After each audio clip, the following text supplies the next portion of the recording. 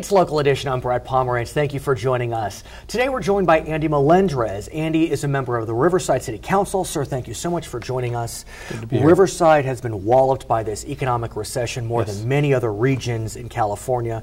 Currently, the unemployment rate in the area is about 14%.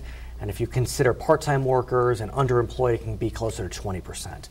You're focused like a laser beam on jobs, and there's one area within your district, Sycamore Canyon, that you believe can be an engine for growth. Talk to us about Sycamore Canyon. Sycamore Canyon is an exciting area of the city of Riverside. It's at the junction of the 60 freeway and the 215 freeway, and it has a combination of manufacturing companies. It has warehouse areas as well as business offices, and it really creates just a dynamic economic development area for our community. And how is Sycamore Canyon doing over the last year or so, let's say, when the recession really took off in Riverside? Well, like all areas of California, it's stabilized a bit, but they are very steady companies. We have major companies like Pepsi-Cola, Wild Rocket Foods. We have Big Five warehouses. We also have one of the few DMV LEEDs project buildings in the area. LEED meaning LEED certified green? LEED certified green. Let's talk about green, if I may, because as you may know, the dean of the UCR Business School, David Stewart,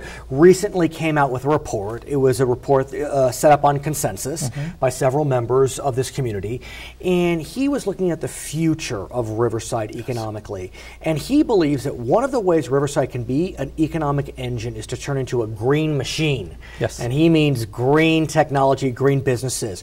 What's your sense of that? Well, we have seen the benefits of becoming very, very green. We have our public utilities, which offers many incentives to residents as well as businesses to change to more energy efficient products, whether it be solar, insulation, and a variety of other types of items. You mentioned solar, and it's fair to say that Riverside's pretty sunny. It's a sunny place. And I'm wondering, is the city able to act as a leader in the area of solar? Can some of your buildings go solar or schools go solar? Well, we're finding that some of our warehouse areas are going solar.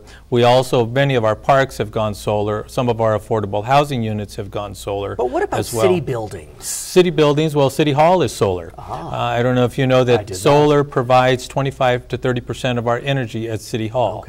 And we've converted that solar panel area into something we call the Greer Pavilion, which is a pavilion of diversity. Fantastic.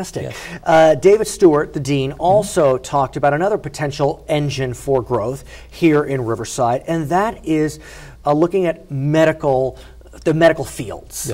As you know, UCR is in your district. There's a move to build the UCR Medical School.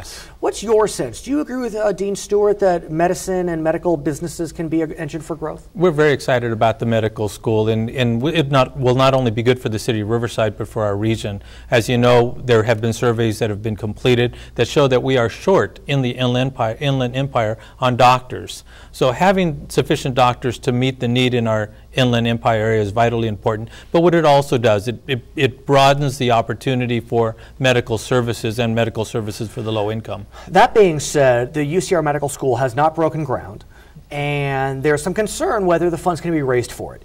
Recently, the federal government actually passed forward $4 million towards UCR Med. Is that enough? I mean, will you be able to break ground on UCR Medical? Well, obviously, the $4 million is going to be a great help, but the City of Riverside and the University of California Riverside are very focused on making sure that the medical school happens. We feel very confident that it will occur. Well, you know, that is a good question, but I think that we're very focused in on the next 2 years to find out if we have sufficient funding. Well, get cracking. We need a medical school out here. Sounds great. We're excited about it. We appreciate it. For Local Edition, I'm Brad Pomerantz. Back to CNN HLN. Yeah, it's got to get going.